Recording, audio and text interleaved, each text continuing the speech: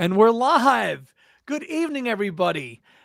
Andy Nicholes here from Two Legs, also from Hands Across the Water, but also right here on my own channel, The Backwards Traveler.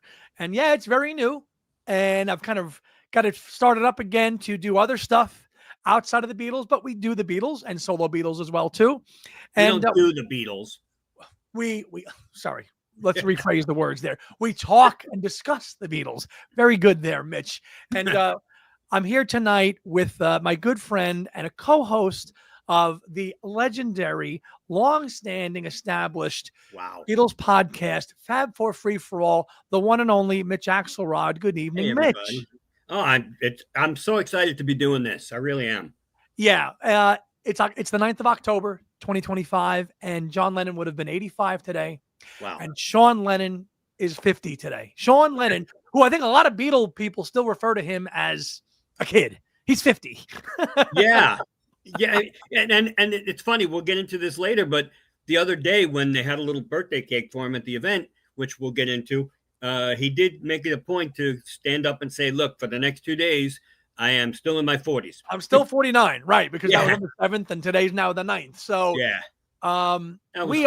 that was fun. And we are here just to do a little quick live stream, 45 minutes, maybe an hour. Again, the first one on my own channel. Happy heavenly birthday, John, and happy birthday, Sean. We are going to be joined probably in a couple of minutes by Mitch's co-host, Rob Leonard. Yep. Who hosts a song, listen to me, who hosts a show on Friday nights called Beatles Songs, which you can find on 3 hours. Yeah, 3 hours. He goes from 8 to 11, and I tune in sometimes, and I call in, and I make requests, and every time I have to tell him, what's your name? I'm like, Rob, it's Andy, Andy from like Two Legs. Oh, yeah, you. So Rob Leonard will be joining us. And I make requests too, but he's still on the air. So Mitch's co-host will be there, and their other co-host, Tony Tregardo, is with us in spirit, as he's just kind of just hanging in the background now. And Tony, you're in our thoughts and prayers as well. Well, we should say that we are choosing tonight. Tony is working, but he wouldn't have been on anyway because we're going to be talking about the press event that we went to the other night, and right. Tony wasn't able to go because he was working again. So Rob and I were there, and you were there. So we just want to, the one thing we want to do, and let me just say one thing. When we talk about doing these events, we don't ever do it to brag.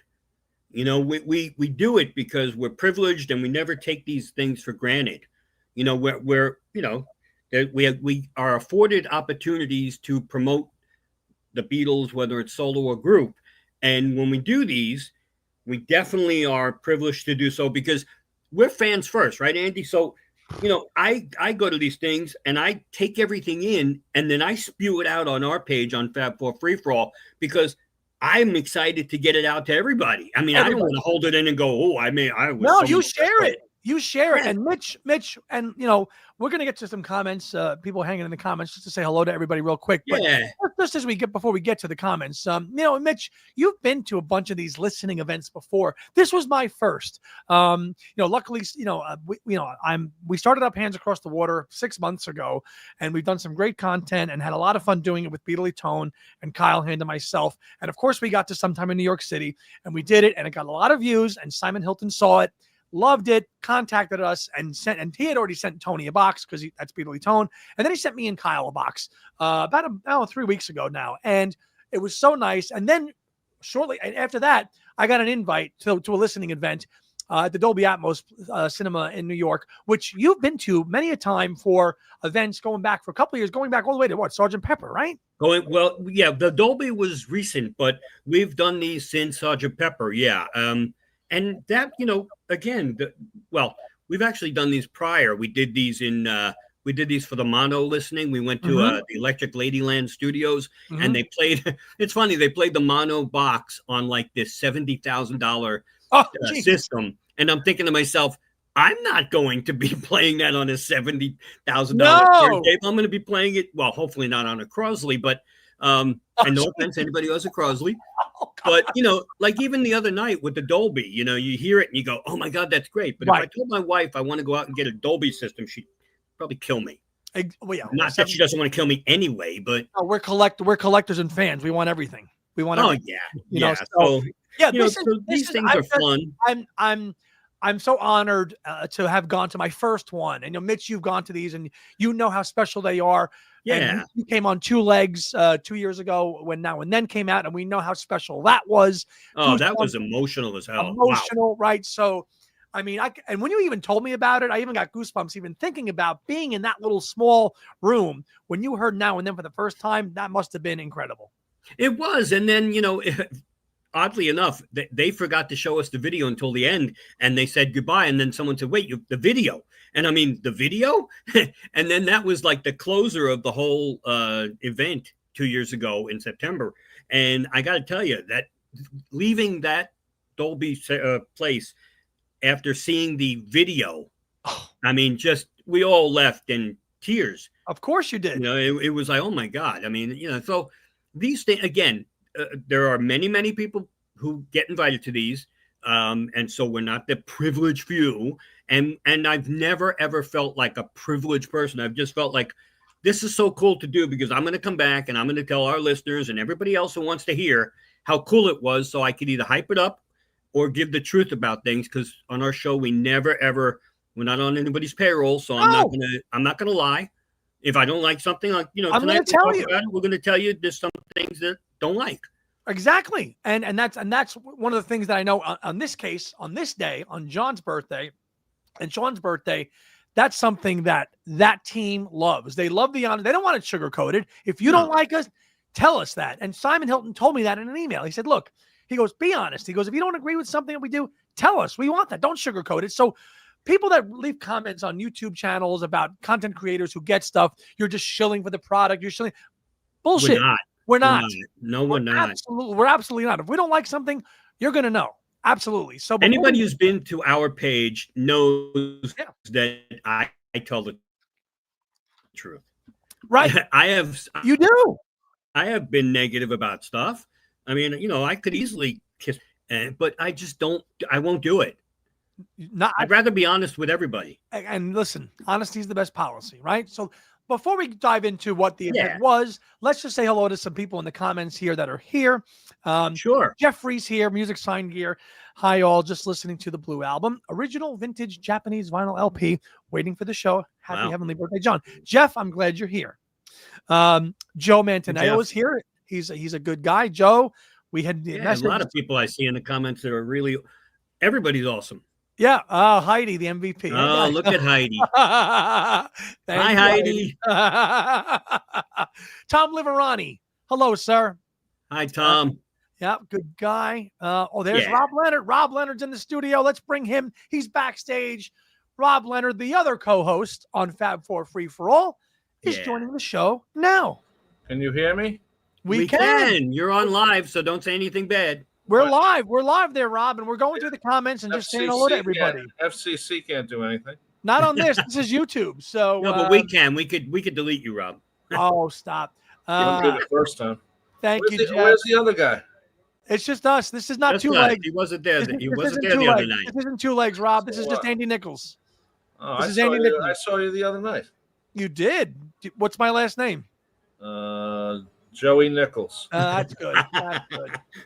What is this, like the mob? No, Joey Nicholes is the guy. I know. In Annie Hall. Yes.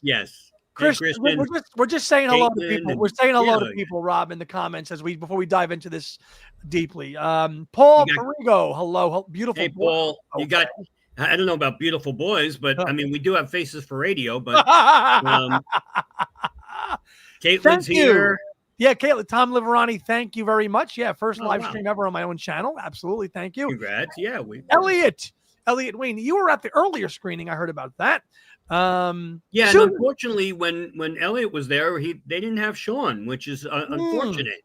That's unfortunate, Elliot, because I think you would have really enjoyed Sean. He was really approachable, which we'll get into. We'll get into that later. Susan Gagney, our MPL copyright guru. She's always up on all the copyright status of what Paul gets back. Susan, tell us in the comments the song that Paul got back this week. Joe says, Mitch, I've been watching your channel since around the time of Mind Games. I love your Fab4 show. Glad you're doing well. Oh, thank you. I guess the check cleared. And Caitlin. Sirius XM Zone, Caitlin Larkin. All 12 o'clock Eastern time every day. Yes. All right, this, Caitlin? Yes. Tell us yes or no, because I listen. 12 o'clock noon, and she often tells me, I only get 70 seconds to speak, and then I have to play a song. So she doesn't actually get a show. She gets to speak and play music. All this just makes me want to move back home so I can move. Listen, Caitlin, you'll be there.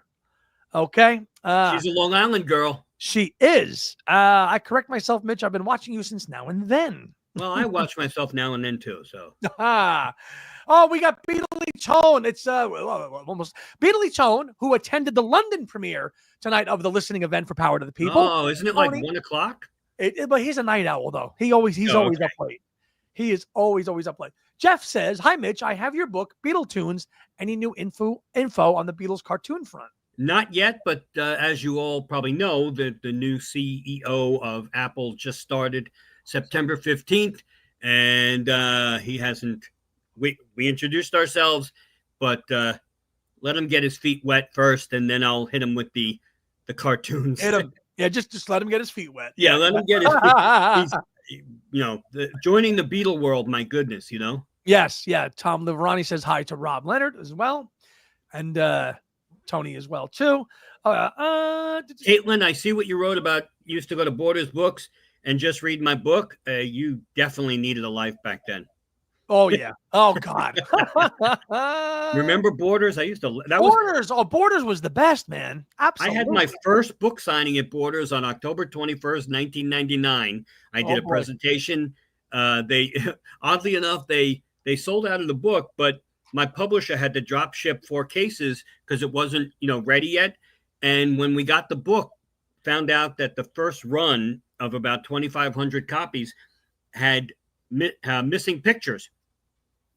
And so in the episode guide, so anybody who has the first pressing, those are collector's items because those were soon destroyed, and we ended up redoing them with all the pictures. So, and people actually asked me, "Do you have any more?" Because I want it. I'm like, "Why? It doesn't have the photos.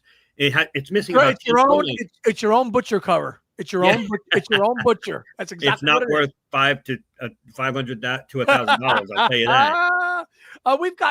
We've got Badfinger czar Tom Brennan in the comments. Tom Brennan is like the Badfinger expert on all things Badfinger. Oh, yeah. He is like just the most knowledgeable guy on all things Badfinger. Good to have him here tonight. Paul says this is a Fab 3 legs for all. Say that 5 times fast. Oh, boy. Elliot's addressing your earlier comment. I came back in and stayed for the beginning of the second showing, took pictures with everyone, Sean, Charlotte, Gary, Bob Gruen. Because we did see Elliot, but then he dipped out, right? So, yeah. Yes. Elliot Mintz was there? No, Elliot. No, Elliot Queen. Elliot Ween. No, Elliot Mintz is in LA tonight at the LA because as Mitch and I talked before we went on the air, there's an LA premiere tonight as well of what we went to on Tuesday night. So there's the LA and the London, and New York was sandwiched in the middle. So that's where Elliot Sean won't be at the one tonight. No. Well, and if Beatles Tone, if he wants to chime in on the comments, he can tell us about that. Susan's talking about, this week he got back Maxwell Silver Hammer. Bang, bang. Yeah, do you guys know that Paul's getting these copyrights back? Are you aware of that? Yeah. Can I just say one thing about Maxwell Silverhammer? Go. It's always disparaged by John and George, right? And I would have thought, everybody wishes George was still around, but I would love to have asked George, he's such a sarcastic, sometimes nasty guy. Why didn't he like Maxwell Silverhammer? I know he didn't like the recording of it, but the song is such a sadistic song. It's about a serial killer. You would think that would be like right up the alley of George. You would think. But right? He didn't do it. He always dissed it because it took 69 takes, whatever. Meanwhile, Not Guilty was 100 plus 103 takes. I'm not but Paul never said anything. But Paul never said anything bad about that. No. And Maxwell Silverhammer's better song. If Ray Davies had written it, it would have been, wow, my God, Right. That's part Ray of it. Ray Davies, the guy who totally dissed Revolver in print. Yes, he did. Well, okay. Well, that's Ray's loss. Yeah. Yeah. Tom Liverani asks Mitch and Rob, are you going to see Paul on this tour? He's not playing anywhere around here. I did ask what? What? So what? Listen. Oh, I don't have that money that you have, Andy Nicholes. I don't have have that Tom kind of Liverani. Tom Liverani has the money too. You know, he's always him and his son. You know, like no. Well, listen, we are hardworking guys. Tom Liverani, back me up here. We're not made out of money. We're not made out of money here. We're all hardworking guys. Tom and his son James are going to Pittsburgh. They're going to Pittsburgh, which is like the closest. I was going to go there. I did ask his PA. He said, "Do you want a show?" And I said, "You know, if you can, get me Pittsburgh." But I'll be honest with you. And I'm not trying to be negative, but I would, as a lot of people have heard, I saw Paul at Irving Plaza in 2015 on Valentine's Day with my wife. It was the day before the debacle of Maybe I'm Amazed on SNL 40. He sounded great the night before, no pun intended. And it was a 90-minute show with 800 people. And I was 5 feet from the guy. And so that's how I want to remember Paul. You know, I don't want to remember him trying to sing the way he did and not making it. You know, again, I'm not disparaging Paul. If you want to go and enjoy the whole atmosphere and everything, absolutely great. But I want to choose to remember Paul, you know, that way in 2015. And that's fine. Listen, I was just in Las Vegas and saw him open up with Help. With 65,000 people in a place. Now, I thought it was fine. I thought it was better on the second night. The first night was a little rough, but the second night, it was fantastic. Yeah. And my feelings, everybody who's been to our page, I've said what I feel about him opening up with Help. And people mistook it. I didn't say he shouldn't do it and he can't do it. It's a Lennon-McCartney, but it's a song personal to John. So personal to John that if he wanted to drop Here Today and do it in the middle as his tribute to John, I would absolutely say no problem. But opening with Help, I think it's a weird opener to begin with. I love the song. It's my favorite Beatles song. I'm telling you right now. I do think, though, that opening with, and we talked about it the other night again, Andy, opening with I Want to Hold Your Hand, which is a John and Paul song, would have had the crowd going absolutely nuts. Mitch, you've been saying that for years, that I Want to Hold Your Hand is that one song that he could really just make everybody's heads knock off if he did. Well, they would go doing all the claps, you know, the double claps. I mean, and people would start off with I Want to Hold Your Hand. I mean, my God. Right. I Want to Hold Your Hand doesn't sound as good live the way Help does. How do you know? How do you know? Because he's never done recordings of the Beatles doing I Want to Hold Your Hand compared to Help. 1964. That's 1964, Rob, not now. They did it all 63. Oh, not all of 63, but part of 63. But they did it as a 4-piece. So, you know, now you have the listen, you know, all the samples. If he can do I'll Get You in 2005, he can do I Want to Hold Your Hand now. But that's different. And Help, you got to remember, Paul came up with that now, and you know, he came up with the background vocal. That's all Paul. Correct. I'm not saying he shouldn't do it. It's a Lennon and McCartney song, but it is very, very personal to John. Yeah. Correct, Mitch. Let's keep. It's not like John would have come out and done Yesterday or Michelle. Right. Caitlin said she'd flip out if she heard I Want to Hold Your Hand live. Thank you. In the lower, exactly. Yes, he did that with two of us on the European tour. When he did two of us, he sang the lower harmony. Right. Absolutely. Tom Liverani says that they're just going to Pittsburgh. I may see you there, guys. Okay. Elliot says, Andy, I saw you. Look for Al Sussman. Al will be there too. Elliot says, I saw you the listening part of it. You were so involved in the conversation. I didn't want to interrupt you. Are you going to the Sean Lennon book signing on November 7th? No, because I'll be in Nashville. Are you guys going to that? Elliot, where is that? I didn't hear about that, Elliot. I didn't either. I did not. Tell us about that, Elliot. Elliot always knows those. Is that for the War is Over book they talked about? Maybe, yeah. Andy works his ass off with many side gigs in addition to his day job to make this dream come true. You have no idea. I'm sorry, Heidi. You're not allowed to curse. You're out of here. Bye. Susan says, Mitch, you always have a lot of great Beatle news on Fab4Free4All page, but these last couple of weeks, you've really outdone yourself. Thank you. Oh, thank you. I appreciate it. Look, I hope everybody here at least stay. Oh, thank you, Elliot. I'll check it out. I hope everybody got the, what do you call it? The $81 box set 12 CD, The Power to the People. Hey, what that shipped today? Walmart honored that price. There you go. I mean, 143 people wrote me and said they got it when I posted it.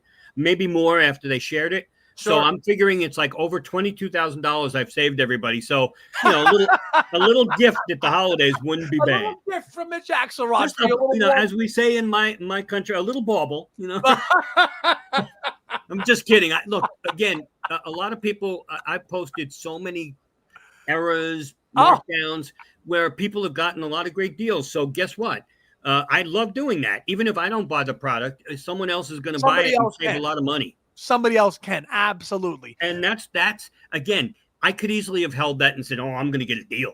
But I don't do that. That's not what Tony, Rob, and I do. We are, we do it for everybody else because we're fans just like everybody. Right. I mean, absolutely. Let's go to Tony's comment here. Tony says there was only about 30 people at the London listening party this evening. He got to talk to Sam Gannon, who does the Evolution documentaries, which was great. So Sam Gannon was there. Wow.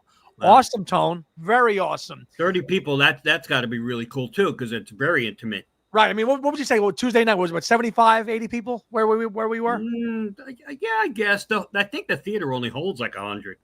I know. It wasn't it wasn't packed. No, it was close. It was close though. It was more than we've seen in a while. Yeah, it was more than Mind Games. Was it? Yeah.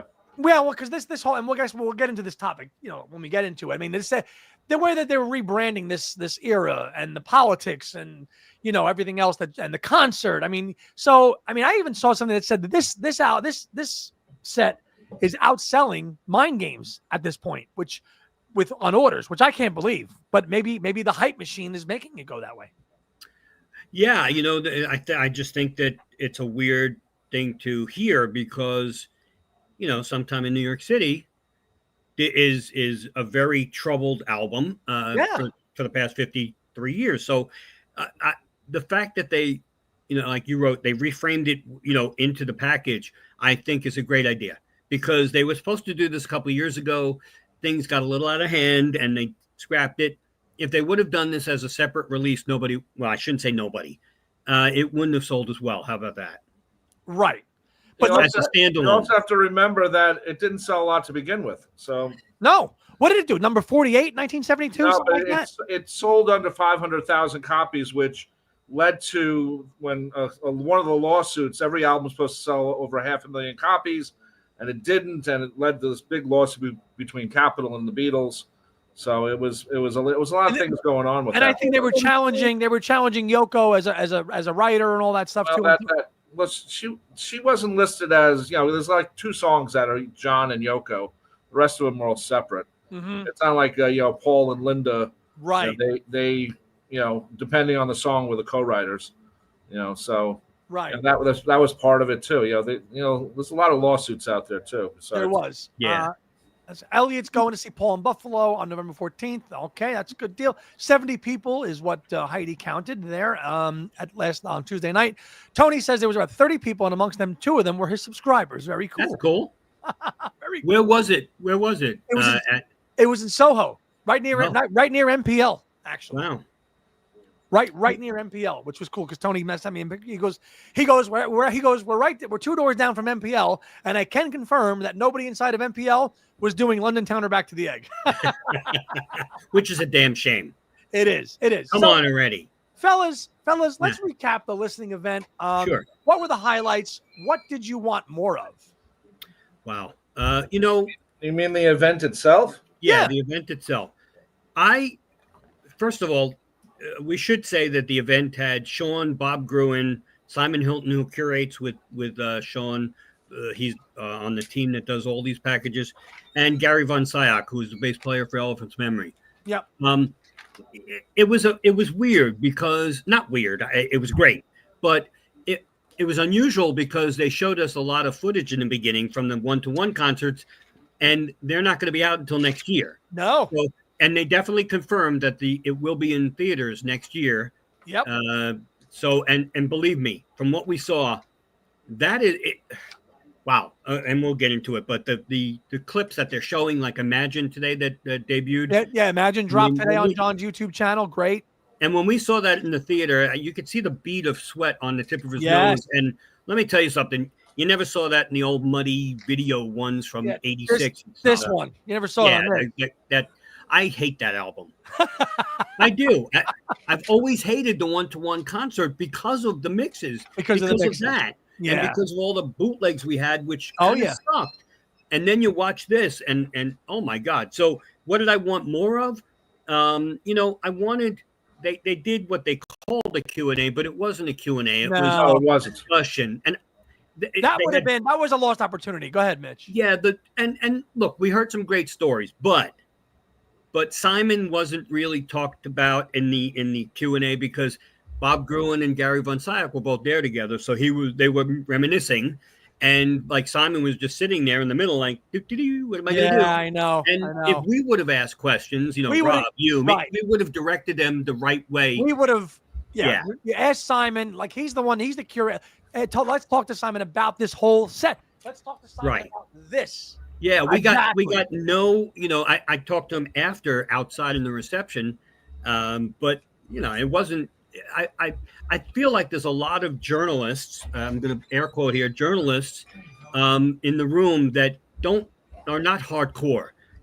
So if maybe they need to learn some stuff, if hardcore people like the three of us would ask, So yes, Caitlin, you're right. Simon is amazing with that stuff. Yep. But we never really heard much from him, other than a little bit when they brought him in at the very end. But at that point, it was the last of the topic, so it wasn't that much. So I would have liked to have had a true Q&A with our, the audience, us asking the questions.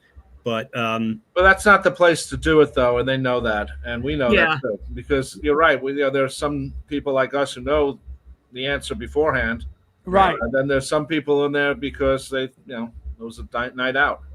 Yeah, and he is just a sweetheart. I talked to him afterwards and said, "Look, this is the first time I've gone to one of these things."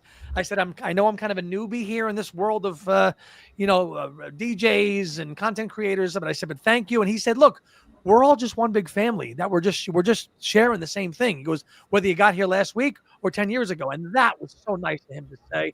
Sean said that. No, Simon Hilton. Simon. Oh, okay. Simon says, and that was the other thing I was very surprised at, and I was surprised at Sean, and not in a bad way, in a very good way. Sean, I don't know what kind of reputation he has. I really don't. Quiet. He doesn't. He, at the Mind Games, Rob, he only stayed for a little bit. He didn't really stay at all. This one, he stayed till the very, very end. He was approachable. Yes. At some points, he was just standing there by himself. Correct. And I went up to him, and we just talked about nothing. It wasn't even about this. I asked him about the Les Claypool collaborations. I asked him how his mom was doing, and just so you know, he said that his mom is 92, slowing down. She's upstate, as we knew. Right. She's not in the Dakota anymore, but he said that she heard the box and loves it. Whether that's true or not, I don't care. It came from Sean, so we have to believe it. He was very approachable. He was so approachable, and he was, like you said, Mitch. Sometimes he was just hanging by himself, and I know you got to talk to him. I asked him about that. He took pictures of everybody, and if you're like, he looks like he's angry. That's Sean. He doesn't smile in pictures. He just does his thing. So I think, Rob, did you talk to him or no? I did talk to him. I was trying to get a picture. Mitch went ahead of me and got the picture first. I said, "Oh my God, I'm never going to get a picture." And then I was talking to him afterwards. That happened by accident, by the way, Rob. It did. I'm not blaming you. And I went up to him because he was talking to Bob Gruen and he was talking to his girlfriend Charlotte, and there was a lot of other people coming in towards him, and I didn't want to be one of those people. So I waited and I went up to him and I said, "Hey, I really like what the box set sounds like," and I offered him to come on my radio show, and I'll be totally honest. I said to him, "You want to play your mom's music on my show? I'm more than willing to do it." I explained my show very quickly. I said, "I know you're not going to do it right now because of all the business going on, but if you want to do it on her birthday, I'm more than willing to do it." Now he's actually pretty cool about that. And then I said to him, your dad's guitar playing changed when he met your mom. And then he said to me, he goes, "You're right. He was trying to match her voice with his guitar." I never really heard that phrase before. And so that's interesting. So I was like, okay, that does make sense because the squeaking of the guitar matches the uniqueness of Yoko's voice. So interesting. Yeah. Hey, everybody got a chance that if we wanted to talk to him, he was in a very friendly mood, and great. I had me and Heidi went up to him. And we waited our time, and he was just by himself, and I just thanked him for his work on Mind Games. I mean, I was very thankful for this, but Mind Games and the Cube was something I wanted so bad, and I was so happy to get that album done that way. And I just don't start me on the Cube. Therapy. Come on, $1,400. Yes, $1,400, very well spent. And but you know something? That's how these boxes make their money. You know, we don't have to buy them. Right? I'm glad you bought them. Yes, but I don't have the money to buy them. Mitch doesn't have the money, and I can live without it. But I'm glad you enjoyed it. You know, there was also that Mixes thing that came out, only available on vinyl. Well, it was vinyl, but it was also on Spotify and that area where it's I don't know, it's trance music or something.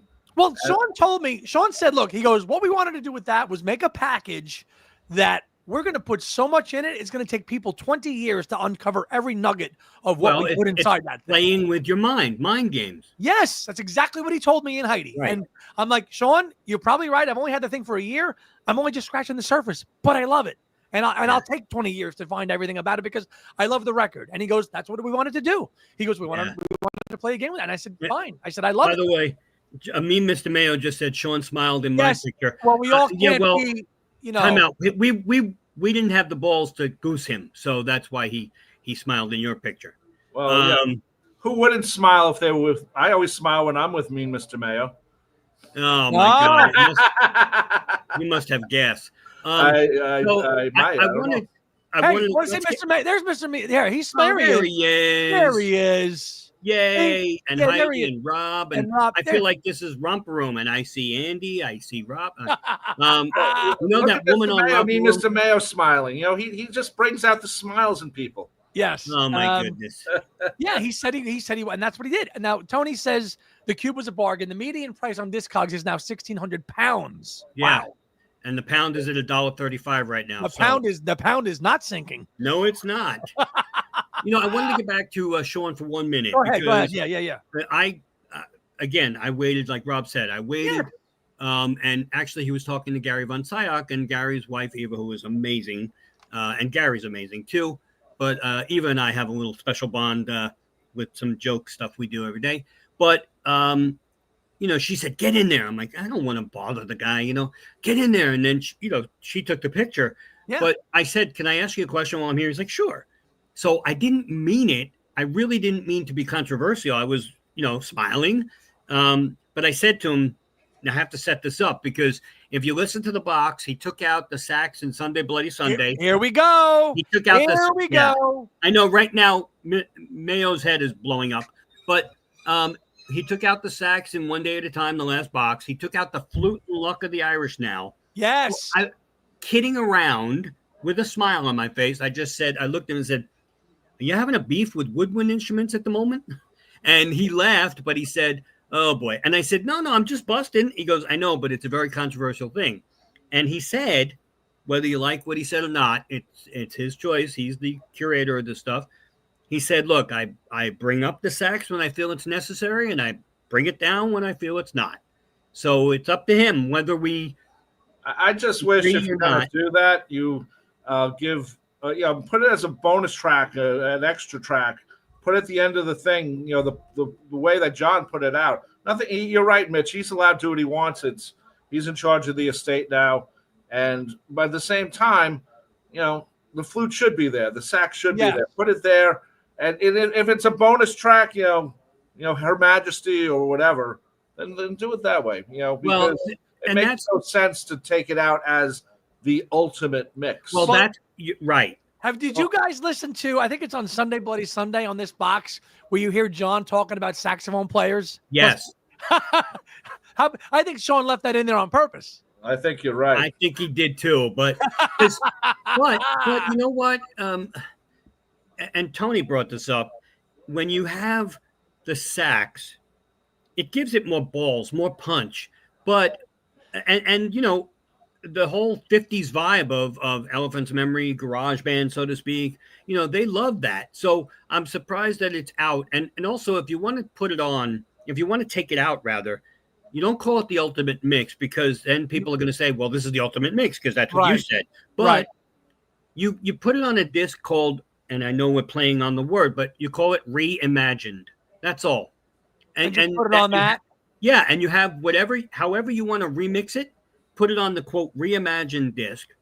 Remix the original as is, make it sound the best it can, because this box sounds freaking incredible. Yeah. But I have trouble with, again, even we're not going to say the word, but woman song. Well, I understand. Why not? No, I'm not saying it because it's a wrong. No, the word is wrong no matter what. Right? In this day and age, 2025, that word is not. How I judge that word? How people use it. There are people who use the word in a derogatory way. There's other people who use it as, "Hey, how you doing?" Correct. It depends if it's as the A or the ER, and even that. And that comes directly from Simon Hilton, who told that to Beatley Tone. It depends on how that word is used, whether it's with an A or an ER, and that's the difference. So you know what? They just washed their hands of it and said, "Look, that's it.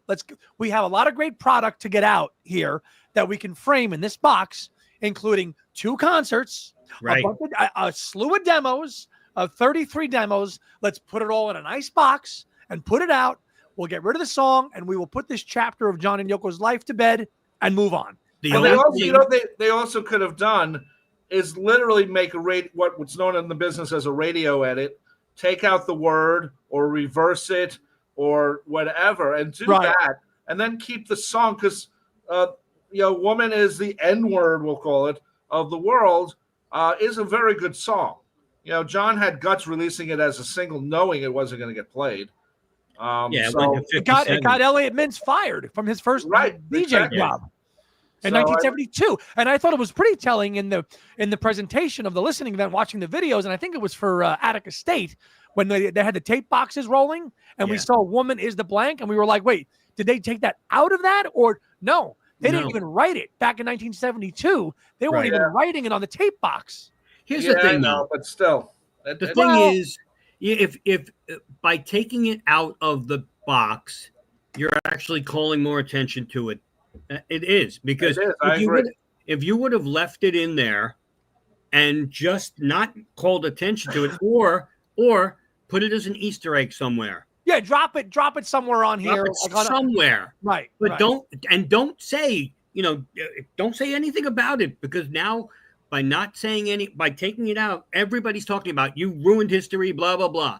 You should have just, left it in there. And that's not for us to say. You know what, though? History's not ruined. The song's available anywhere you want. Still. Right. But when they released it the 3 other times, it was kept there. It was like, okay, what are you going to do?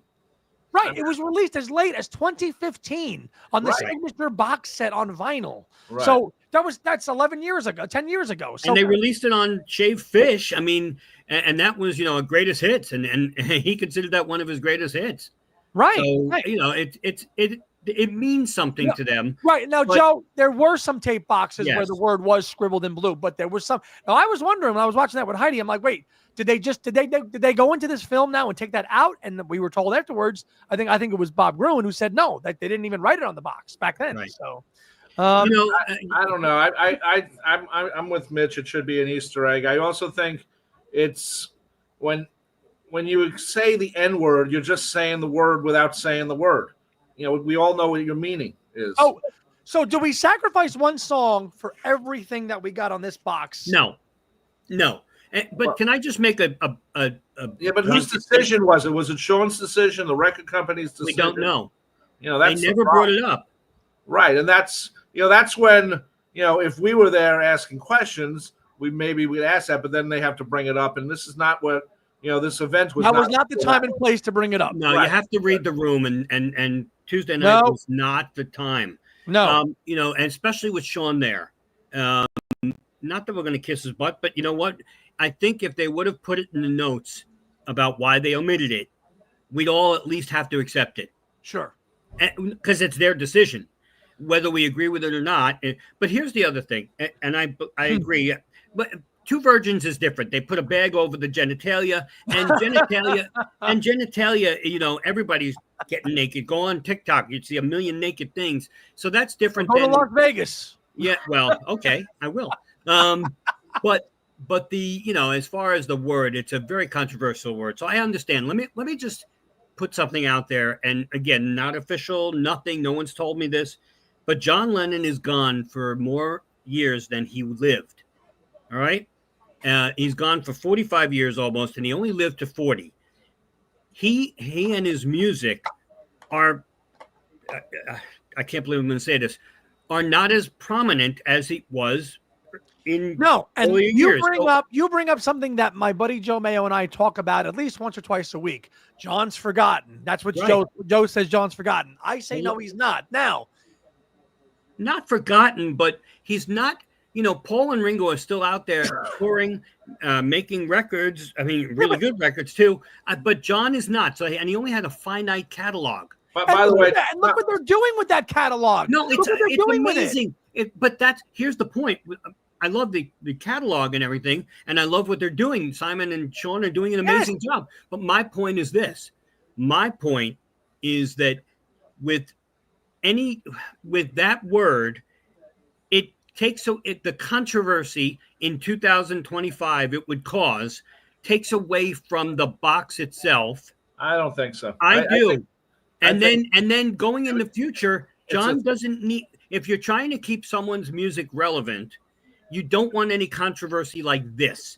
So going forward, context. But you can't explain that. You can't explain that what John meant to everybody who's listening. I can't go to the supermarket. They should take the time to read and stop scrolling on TikTok. Tom Liverani has it the best here because they should have included John's explanation when he was on the Babbitt show. Correct, Tom. I said that too. They should have actually had it either as an Easter egg on a video on the Blu-ray, or they could have had a page because he held up the sign that he read about what was going on. They should have had that. But all I'm saying is that going forward, Andy, to your point, context. If 20 years from now, when I'm 83, if I live that long, because I have a wife and 2 kids, if I live that long, and I'm in a supermarket for argument's sake, they're wheeling me around with my dribble cup. If I'm in the supermarket and all of a sudden Woman is the End of the World comes on, all right, not that it would come out in the supermarket, but anywhere, am I going to sit there and get my walker up to the people going, you know what he meant? No one's going to care. But you know what? I know what you're saying, Mitch. In 20 years, the word might mean something else. Or maybe not as offensive. No one might not care. Or is anybody going to even care at that point in 20 years time? The song's going to be 75 years old. Who's going to care then? No, but what I'm saying is, I think they made the right decision. I think what they did, the execution of it was incorrect. They could have put it somewhere in the book, explained it away, and then said, "Guys, live with it." And then they had no problem. They had no problem reproducing the album sleeve with the word on there twice in the book. Right. But they still had the sticker with over Nixon and whatever dancing over Tim and Mao and Rich. But that was the record company. That wasn't John and Yoko. So you know what would be a great idea? Take the song, take another song, release it as the single. I agree. Then donate all the money to Black and women groups. Yeah. Do something like that, and it will shut people down. You got to remember, on the internet now, it takes like 3 or 4 days, and then something else comes along, and everyone forgets what they were complaining about 4 days ago, because that's the way the internet and Facebook. Right. And here today, gone tomorrow. Right. Okay, let me be devil's advocate here. We have a lot of young content creaters, correct? Yeah, who are going to be the torchbearers in the future after us. Bye-bye.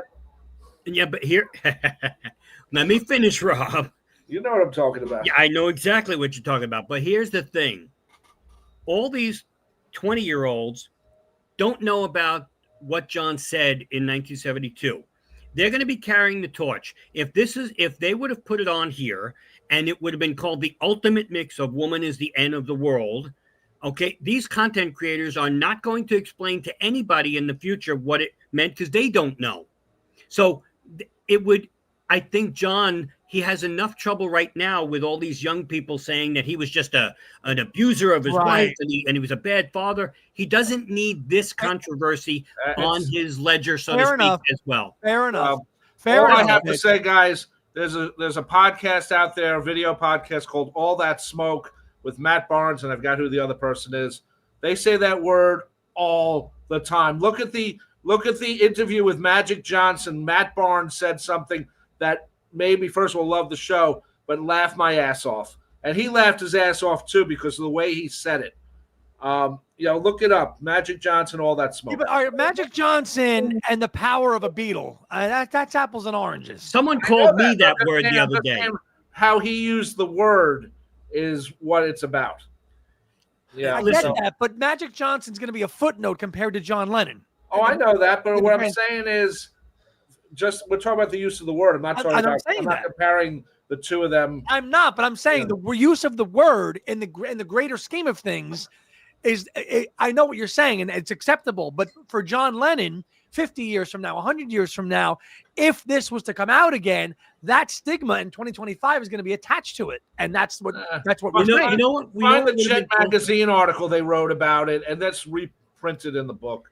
Listen, you know what would have been really cool and really cheeky if they didn't put it on here, and then for Record Store Day they re-released the single. Oh, could you imagine that? Well, I just said that. Re-release it as a single. That would have been the funniest thing on Record Store Day. Just do 2,000 copies with the picture sleeve. Yeah, the whole thing, right? The whole thing, right? And then nobody would have had a problem because it was Record Store Day and not on this big release, and all of the press would have already been done. We've kicked this song around. We've moving kicked on. This yep. So what were some other things that you enjoyed about the listening event in terms of the sound or the visuals? What did you like about that? Were there any songs that you actually heard in the theater that you said, "Oh, that's really good," or whatever? I thought the "Baby Please Don't Go" with Zappa in color, in color. Now, I've never seen a color version of it, and they didn't say if that was colorized or not. And usually Bill Graham recorded in black and white at that time. So I'm not sure if it's colorized. I loved it. If it's originally black and white, well, it looks better this way. It does. And Rob, you and I talked about that after the show. We said, look, we never saw that in color before, and that was no. That was awesome. That was me. And the thing I liked about it also is it looks a lot more coherent, like they knew what they were doing. When you listen to it, it sounds a little off sometimes. This mix, watching them, play, and Zappa's taking the solo, and you see Flo and Eddie on the side doing dances and playing the tambourines, but their voices were mixed down a little bit. But you can hear the tambourine. But Zappa was also like instructing. You could see him, which drummer especially. Yeah. So it was cool that way. You know what? There were a couple of things. First of all, you know what didn't bother me as much? Yoko's wailing.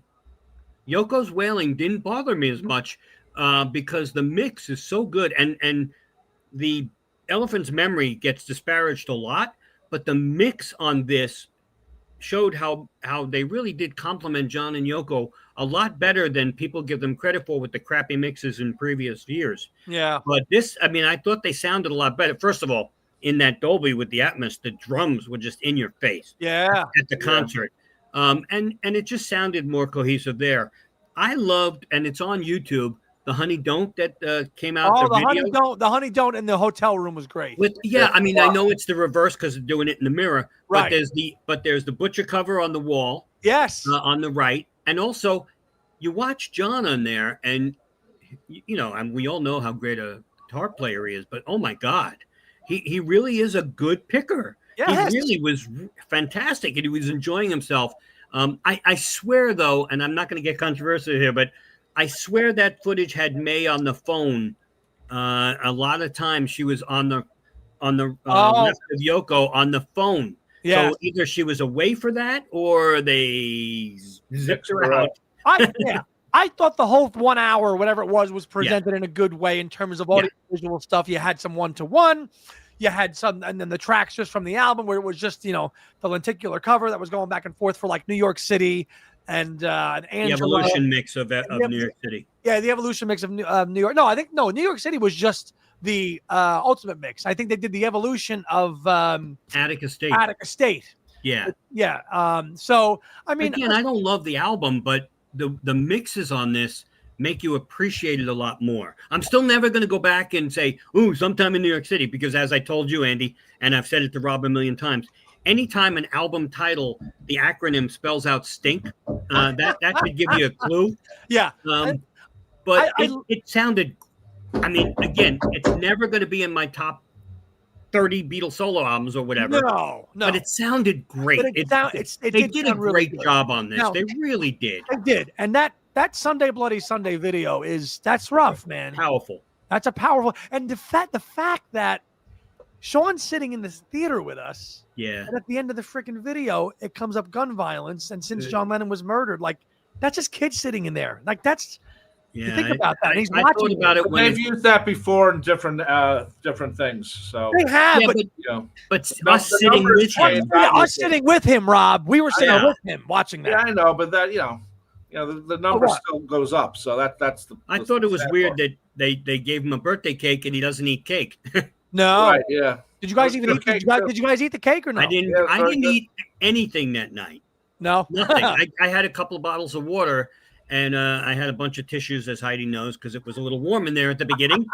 My goodness. I was, as we say, schwitzing. Yeah.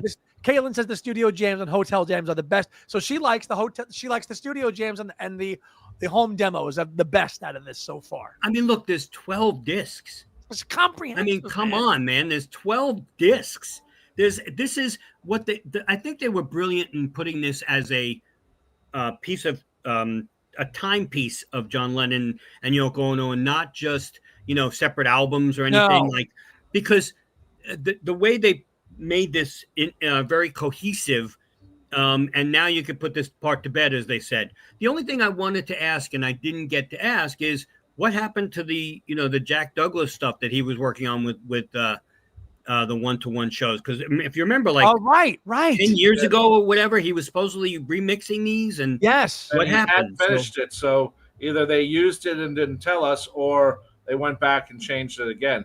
No, Jack said he had done it like 3 or 4 years ago. So no, it was more than that. It was way before COVID. Yes. So I do. 2009. Did you guys all? I saw. When he was at the fest, I heard him talking about it. So he said he was working on it then. So. Yeah, but even though that's still 6 years ago, so right, okay, but we haven't heard anything about that. And you know what else isn't part of the package? And I mentioned this to Gary Van Syke because I would like to have him on my show.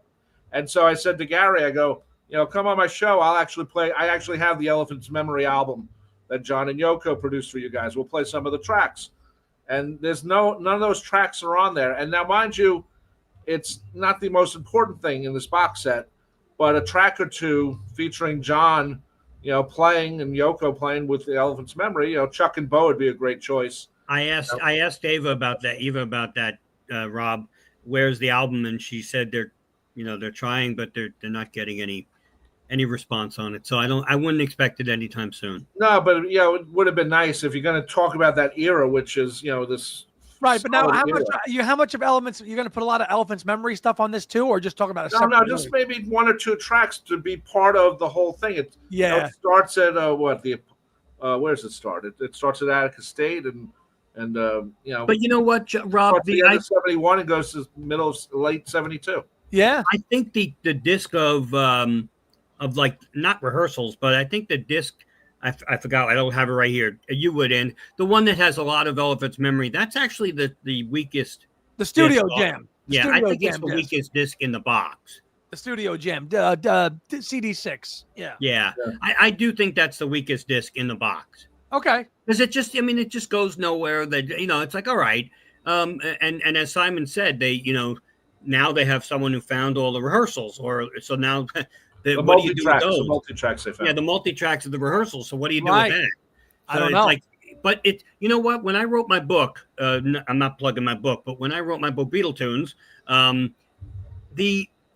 after it came out, I had so much more info, so many more pictures. I'm like, oh crap, what am I gonna, and then you're like, what do you do? How do you, without revising the book, what do you do? So now, what are they going to do with all these multi-tracks for? Well, 20 years or 10 years, they'll do an updated box because not every take is put out. No. Do you guys like the? I personally love how they added like kind of some chatter on the beginning of the tracks. I love that. Do you guys not like? Yeah, it? I don't mind chatter. it at all. I love chatter. Right. Yeah, I don't mind it at all. I just don't like the stuff like the Let It Be Naked Fly on the Wall 20-minute disc. Right. That is a one and done for me. I'll never listen to that again. So I didn't mind that. You know what my problem was? It was only 20 minutes. But honestly, we expected to have, when the Get Back Blu-ray came out, we would have hoped that we would have gotten a lot more than that. Yeah. But we never got it. So, Elliot thinks that we should have had tracks from the Pope Smokes Dope on here too.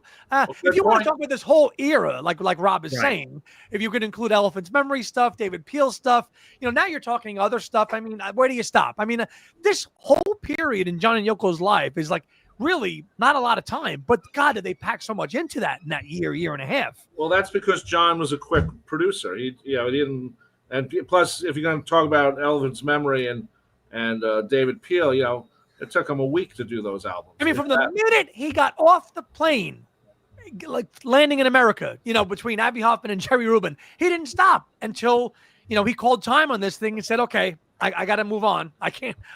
Well, that happened. That happened when Nixon won again. Right. That changed his outlook. Yep. He took a woman to bed that wasn't Yoko that night. And that's the beginning. That's the end of Elephant's Memory and saying, okay, I got to figure this stuff out. But that whole period, I mean, they really, think about everything they captured in here, in this box, the live stuff, the stuff in Harlem. I mean, oh, here we go, Joe. Yeah, I know. I just laughed at that too. I think they did the best job. Well, our current Pope might have smoked dope. You never know. Oh, cut it out here. You know what, though? You're right. He's our age.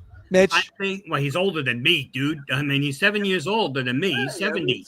Means he probably, maybe party. I will say this. You're right, Andy. As far as wrapping up this box, they did the absolute best job they could have done with this material, which both parts of the material were very, not controversial, but they were an afterthought. The one-to-one, as much as it was John's last full shows ever, it because of the way it was presented to us in '86, people were like, yeah, that's a nice shiny toy. Bye. Yeah. Goodbye. Nobody cared. And sometime in New York City, we don't even need to get into that. It's some people's favorite album, but it was not a lot of people's favorite album. So that was also just another footnote in even he said it's a footnote in his own catalog. Yes, in his lifetime. In his lifetime, he said it. Right. So, so making this the way they did it and making it sound the way it sounds, again, I'll play it. I'm not going to always play it. I can't wait to see the video in the theater for one-to-one. Yeah. And I will play the concert because the concert just sounds, infinitely better than we've ever had. It's so great. And even if you get the one disc, you're getting the hybrid. That's enough. If you can only afford that, it's great. The hybrid I'm glad they included both shows because if they didn't, everyone would say, where's both? Now, but there are differences in the playing. And evening show is a lot better, a lot tighter. They've gone through the playlist already. So to me, but I understand, where maybe you take parts of one version and connected to the other version, which is a way to do it now. Kind of make a Frankenstein version. Which Paul has done on his live album. He has. So yeah, he has. But I was glad they gave you both, and I think that was very important because the Mind Games box was incredible. The Imagine box, they what I liked about the Imagine box, and they're gonna have to do when they get to Walls and Bridges, which is a great. The Imagine box had the quad mix on it, which most people have never heard. But they know that the fans are saying, what about the quad mix? Now, they do a 5.1, great, but, the quad mix actually came out, and as John said in 74, for the 20 people for the 20 people. For the 20 people who buy quad. Yes. I want the boxes to all be uniform so you can fit them together on your shelf. There you go. They're never uniform. You get them with all different sizes and shapes, I guess, like people. But, and it doesn't really bother me. Other than Imagine, the rest of them are all the same. I know, but even Imagine, it's like, come on. I know. That was the first one. Well, and except if you're spending $1,000 on an Uber box for George Harrison's "Bark of a Tree," where am I putting that thing? You use it as a chair. It's right there. I see it. Come on. It's not a chair. I know it's not a chair. You know what? Honestly, I've said it before. I would have loved if they would have sold the gnomes separately on George's website. Yeah. I would have bought those in 2 minutes. Those are nice. They're cool. I would have had them on my shelf, but I really can't care about the bark of his tree and the and there's so much crap like the what do you call it? What was it? The Paul McCartney suitcase of crap for Aegis Station. Yeah. I mean, playing cards and luggage tags. What are we doing with that stuff? Come on. But there are people who collect this stuff. Yes. They know it, and it sells. They do 3,000 of them. They're going to sell out because it's around the world. Maybe not in our little neighborhood, but someone's buying it, and not for investment because they're genuinely interested. When I die, my kids are going to have a garage sale, and they're going to sell my "Can't Buy Me Love" sleeve for $1. Yeah. Okay. Let me ask you guys. You talked to Spencer about it and Stephanie. They're selling it to me. Coming back from wherever you are. No, you are not selling it to him. Wait. What do you mean from wherever I am? I'm going to be up there. I hope. You hope. Do you believe in heaven? I don't know. I know. Let me ask you guys a question. Do you guys think that the Mind Games album is the only one that's going to kind of be the outlier that got that over the top treatment? It will be no. I shouldn't say this, but there was a hint to me that there will not be any more cube type things. Okay. They just don't make money. Well, they don't. Money for what it did. Don't. They don't make money. I mean, they cost a lot. That's why they do these boxes. Yes, but the copyright reasons, and they're doing it to make some money. So, all right. So we can expect, Walls and Bridges, Rock and Roll, Double Fantasy, Milk and Honey as standard sets, probably. I would assume you're going to get the standard sets. I wouldn't assume anything like a cube. Now, don't forget, Mind Games had the cube, which was like 70% Yoko in that cube. Mm-hmm. It really was. I mean, it is. You could attest to that, Andy. Yes. And that was a tribute to her, even though I don't think she was on Mind Games a lot. No. But they wanted to get her in there, so that's great, and more power to them. But that's what the cube is really about. And it's the cube lends itself to Mind Games, as we said. As we said at the start. Yeah, I don't think there's anything else that cute. What are you going to do? Put a big box together of a wall and a bridge, and you can knock it down or something, So we should get into Walls and Bridges because that's going to be next. That's next. I just want to finish up on a couple of things of the thing. Well, I love the from the Apollo that non-moving camera for Attic's estate. It actually sounded coherent. What? They showed us a bunch of videos that are not the one-to-one. All right, and not the ones on YouTube, like Attic Estate, like Fillmore. Right. Where are they going to be? Are they going to be presented in the Blu-rays with the one-to-one and just say John Lennon appearances? I don't know. That's where I would put them, but the John Sinclair rally, right? The Attic Estate, the Attic Estate thing, the Jerry Lewis. Telethon. Yep. It depends if they probably could do a nice DVD of it. Will they? I don't know. They haven't mentioned. Will they include both shows of Madison Square Garden? Will they be separate? Will be tied together or whatever? That's something we did not hear about. And sort of this box could have included the video of this. A video component with this would have been nice. It would have. Right. Been. I mean, don't forget, guys. We got 12 discs. Right. We got three of them are Blu-ray. Right. Which could fit 1 billion hours each. Yeah. We could have had the videos. But they're going to make money next year with it. And I understand revenue stream is revenue stream, and they're going to do a separate revenue stream. Both in the theaters, you're going to pay your money to go see it, and you should pay to see it after what we saw the other night. Yeah. And then you're also going to pay to probably get the DVD or to stream it online. So, it's as much as we hate to say this, all the Beatles and the solos are a brand. Yes. And they have to make money at this point. So, yeah, and they will. I like the long version of Attic Estate. It reminded me a little bit of Revolution 9. It had a little chaos at the end, I thought, which I think that, they faded it out on the record, the original no creation. record. Sorry. But I thought that was pretty good. New York City, how do you? It's a great to me, New York City is the best track on the whole album, and now with this ultimate mix, it starts the album now. And now it starts the album. It's great. So whereas the other thing started the album, now this starts the album, and it just kicks it off with we're gonna dedicate it to Mayor Lindsay. and I thought Yoko on "Baby Please Don't Go," I thought they mixed her at the right level. Yes, because sometimes you get some of the other mixes have her a little bit lower. I tell you, one of the best parts of the whole concert too, for me, is the duet with John and Yoko on "Born in a Prison" on the matinee show. Yeah. I thought that the two of them, they really mixed well. You can hear John, you can hear Yoko, and they're singing a good song. I love the performance of "Born in a Prison" with the two of them. I think that's a great highlight. Yeah. I told Sean, the last thing I said to Sean was, I noticed in the videos, and you couldn't notice it in the earlier versions because it was so muddy and blurry.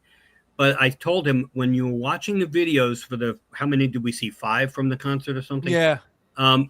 You could see all the little love looks that John and Yoko were giving each other. The glances. Like little glances and just smiles. And you don't notice it in the earlier releases in 86 and all prior.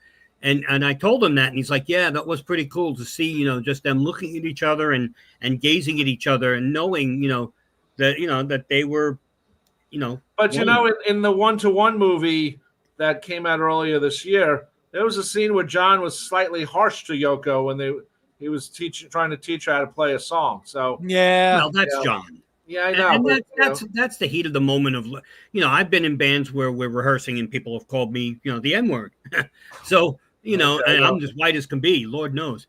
But you know what I mean. If you compare John and Yoko 1-to-1 to this box, and now you know why they sort of did what they did on the 1-to-1, where they expanded, the era. It wasn't just John and Yoko. There was, they show political rallies for George Wallace. Yeah, saying the stuff then that, geez, I just heard that at another person's rally for running for president.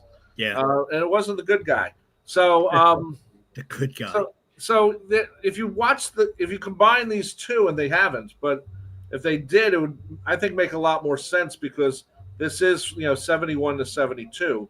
Yeah, and I know why they did what they did with the movie. Right, and I think maybe when we get that film released, like you guys are saying, we'll get 2 discs. One disc will have all these other live performances on them as a separate disc, and then we'll get maybe both performances. And maybe a visual, maybe a hybrid of the visual. You know how they made the hybrid on the CD? Maybe they'll give us a hybrid video performance too. I would hope so. I mean, it makes sense, and that's we've said that it happens to other artists that's what they do, because it's like when the Hollywood Bowl concert came out. Everyone said, oh, they should have put all 3 concerts out together. Yeah, but some of those performances, because they couldn't hear each other, weren't as good as the ones that were released, and you want to show them at the best. You don't want to just put it out like a bootleg, because people who buy bootlegs are already fans. People who might hear, who are non-fans but hear it might say, well, geez, that version of "I'm Down" doesn't sound really good, or whatever. Or if you pick something out of this, that doesn't sound so good. But if you're like us, we collect everything. Oh yeah, well then you can start comparing. But the person who's not really a fan's like, oh, okay. So I think that's part of it. And I understand, I understand the bootlegger mentality, because they want to put everything out. But I also understand the artist's or the estate's view of the fact that, we want only the best. We want people to think this is the best we can put out. Now, sometimes they do mess up. We know in the anthology they miss some stuff. It's funny, because Rob, you just reminded me of something. I want to get back to Paul for a second. So I forgot who told me, maybe someone here, that seeing Paul live do Help. It's the first time that Help was ever done complete with the lyrics right. Correct. Yeah, it's true. John never got them right. No. No. Yes, And Paul got them right, but I know Paul's reading them off a teleprompter. But Right. at least you get it. You get the full. By the way, someone wrote music sound gear. I don't know who he is. That's my friend Jeff. Okay, he said music and images are owned by different companies, so it's hard to include them in music sets. Yes, that's true, but most of this stuff on this box set is owned by the estate of John Lennon or controlled by the estate of John Lennon. Correct. And most of the stuff, and you can always negotiate. If you own footage of John Lennon at Madison Square Garden, but you took your Super 8, and you have a different view of something, and you said to them, "Hey, I want to sell this for $10 or whatever." Okay, here's your $10. Now we own it. It's all about negotiation. And as we know with the anthology, they went and got the rights for everything. They maybe didn't own them, but they got the rights to them, and that's what you have to do because that's part of when you're an artist. You don't own everything. And if you have the 8mm for John at Elton John's show, you'll be a millionaire. So well, that was posted. Remember, then the guy. It was only a minute. Yeah, I know. It was only so. All right, gents. As we wind down here, we want to kind of just talk about as we close out. We're going to go just kind of kick it around. I'm going to ask Rob and Mitch their top 5 underrated John Lennon songs. Oh, by the way, let's just go real quick with Walls and Bridges because we know what Yoko we know what Yoko did with 20 years ago. Yes, mixing out May. I hope. I don't think I don't want to get into it. I just hope that they're gonna leave May in as such. May was in the not in the video, but they put Yoko saying John but that wasn't Yoko's voice. I always thought that was her. That was May. But she wasn't on the video. Was Yoko. That's Yoko. No, not the vid. I thought on the song itself it was May. I've never heard May talk about it. She was taken out of the video, but there was never a video for it. Listen to Surprise, Surprise, Sweet Bird of Paradox on the 2005. Yep. On that song. That's Yoko. Yeah. Anyway, let's get to the songs. Not sure of that. Well, just to tie it up, Mitch, I do agree. Let's have Walls and Bridges done in 2027 the right way, hopefully. Well, the right way for us. for us, right? Just leave May in. It's part of history. It's part of history. Let's leave May in it. Let's have it done that way. John was out there living his life, drinking, partying, the whole nine. Let's reproduce that period in a nice box. Ultimate Mixes, Evolution stuff, and that'll be great. All those songs, Stealing Glass, and Number 9 Dream. Remember a couple of years ago on YouTube, we heard that little demo of Number 9 Dream. Yeah. Like, get out there. That was incredible. So they should include a recipe for Brandy Alexander's too. Exactly, and the Wall of Sound, folks. But yes, we hope that comes out as a nice package. And Simon told us on Tuesday night that it's coming out. Caitlin says it's still May on Number 9 Dream, but yes, they cut to an image each time of Yoko in the video. Thank you, Caitlin. There you go, Rob. So exactly. Yeah. And that didn't bother me because it was a video made after. There was never a video for it. If I'm not mistaken. Right. There was not. No, there wasn't. And Tony says I wouldn't believe a word May Pank says. She's a chancer. So come on, Tony. I've interviewed her a couple of times. We interviewed her, Mitch and I, and Tony. Come on. I ain't getting involved in that. We don't know. We'll never get the story now from Yoko because obviously she's frail and won't do it. And we get May's version. So somewhere in the middle, there's and Elliot Mintz in his book just wrote that he won't. He says I'm not going to write about it at all. Yeah, right. He said that when he talked about it. So. He might have seen something, but he decided not to. Elliot's on the payroll. Even so, and I don't. I love Elliot, but I think Elliot, by saying he was not going to write about it, was actually probably braver than actually writing about it. Because he may have been saying something, between the lines. Right. But go ahead, Andy. No, Rob, kick us off. Five underrated John Lennon songs. I was going to talk a little more about Walls and Bridges. I want the 2 rehearsal sessions. I want first of all, it's my favorite John Lennon album. So I want the original Whatever Gets You Through the Night video. Okay. Which got changed with the John Lennon video collection. Right. I want there's that footage of him in Central Park, which was taken at that time, which Yoko now owns, or the estate now owns. I would like to see just those outtakes because that's, John Lennon walking around Central Park in 1974 is a lot of fun. Yeah. And the Mind Games box has the zoetrope of that. Right. So they should have, by the way, released the zoetrope separately from the Mind Games box because I would have bought that. Probably right. Those are the fun animations. They're not just like there's two in there. of all And things. there's two in there. Yeah. So I would like to see. I'd really like to see, and it won't happen, but the two best interviews that John ever did really was with Dennis Elsis. And Tom Donahue, and I mean he did a lot of press Four Walls and Bridges where he called up for 10 or 15 minutes. If you're going to include interviews, then include Howard Cosell's interview, which was surprisingly good considering Howard didn't really know anything about the Beatles or John Lennon. Yeah. And I would like to see, the 3 songs with Elton, but they also rehearsed it. I assumed it was recorded. Mm-hmm. And maybe we know that he showed up for the Bitches Back playing the tambourine. Is there any way to hear it? I would love to hear it. But I would love. I mean, I look forward to Walls and Bridges the most. I mean, to me, that's going to be a great set. It's an amazing album, so I'm looking forward to that. And some of those all the other appearances he did too. Like I was listening to an interview when he was on KHJ in California, guest DJing. Include that stuff because he is so funny and witty, and he's on fire, and he's it's entertaining. So good. The problem with the one with Dennis and the one with KHJ is you do have to get the rights to those songs. No, you can cut out, the songs, and it's called a scope to air check. Right. But it's nice to see what John Lennon picked to play since he had the pick.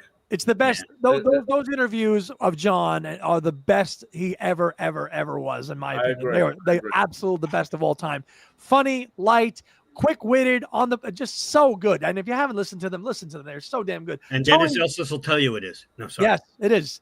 Sure. I saw that.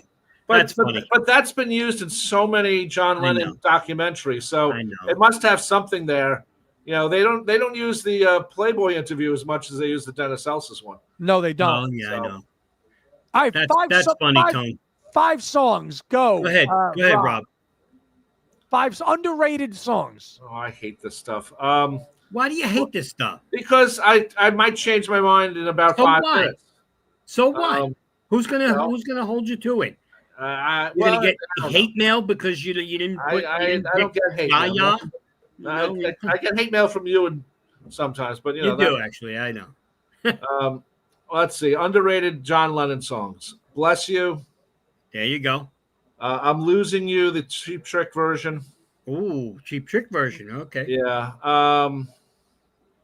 By the way, did you see today Bunny Carlos posted on his page the sheet music to I'm Losing You and John signed it to Bunny, in 1980. Yeah, it was really cool because we had him on our show and he talked a lot about that. So if you really want to hear a good interview, and I don't mean because of us, but because Bunny Carlos is amazing, we asked him a whole bunch about that session. Go to try to find it. I'll probably post it at some point. But that was, I think, one of our best. I loved it because it was. I will say it was a good interview because of us, but that's just me. Okay, well, I wasn't going to be. Okay, I'm Losing You. I really like Stand By Me, but that's not really an underrated song because it was it was a hit, right? Yeah, so you got one more. Come on, One Day at a Time, right? With the sax. I'm kidding. I love that. With sax. I love good sax. Only with the sax. Sax and violins. Yes. I like Oh Yoko. It should have been released as a single. I know John was maybe a little afraid.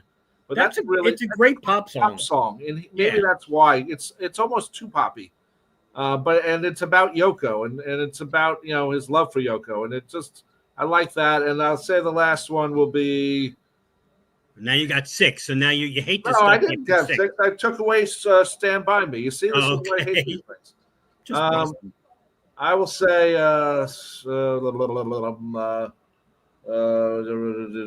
come on. Forgive Me, My Little Flower Princess. No. I don't like that song, actually. I don't play that. I think it's fun. Borrowed Time, I always get weird when I hear that song. Good choices, Elliot, by the way. Borrowed Time is just a little too long. It reminds me of like a Paul song. Oh. Come on, Paul he tends to have 6-minute and 21-second songs. What's That You're Doing? Motor of Love. Come on, let's go. Let's He's not go gotten there. better since the anthology when he realized he made great 3-minute songs. North Moose and the Grey Goose, baby. Let's go. I'll say it's hard. It's so hard.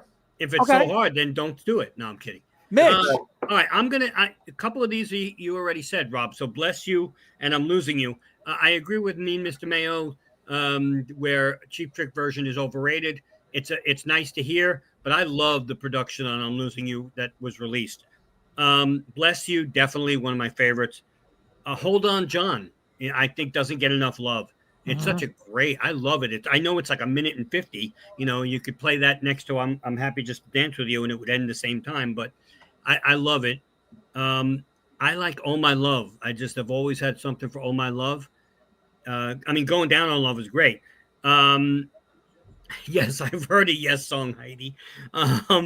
But in a roundabout way. Well, the Yes version of every little song. That's a short one. I know. I was trying to get a Yes reference in there. The last one I'm going to say is I'm Stepping Out. I love it. I love I'm Stepping Out. Good one. I really do. And if everybody always says those weren't produced as much as they should have. They really were.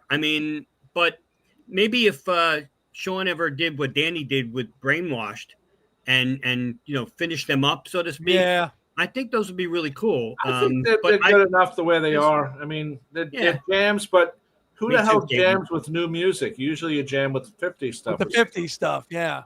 And we know that the band was trying to get him to do that, and he kept tricking. Jeff. Nice one, Jeff. Come on. I want the remix version of the remix version. My 5, I'll go Remember from Plastic Ono Band. I love that track. I'll go with Bring on the Lucy as Tom. Yeah, Free to People, baby. Free to People. A couple from Mind Games. I'll go with I Know.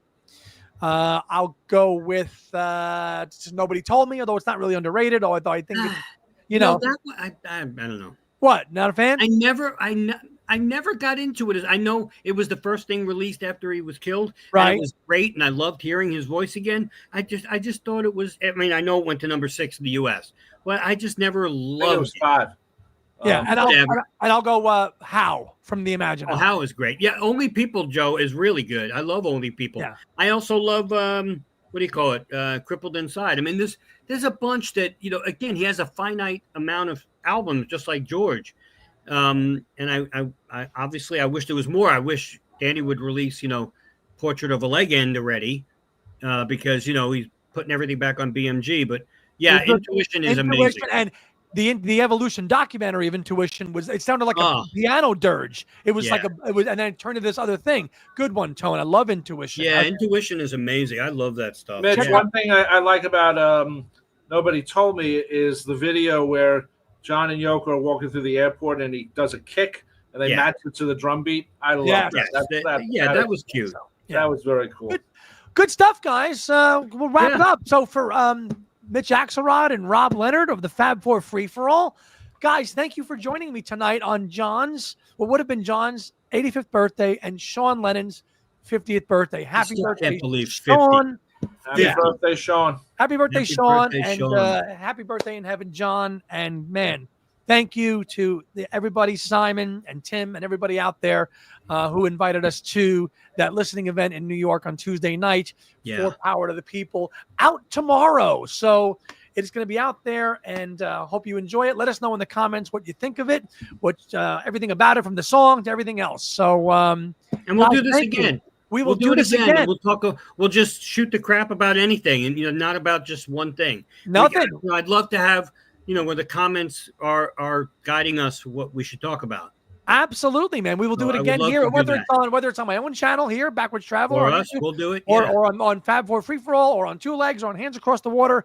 We'll be there. So let's do it. Yeah, I love talking Beatles. So good night, guys, and everybody out there. Care, see you soon. Power to the people. God bless you, John. God bless you, Son. Thank you. Take care, guys.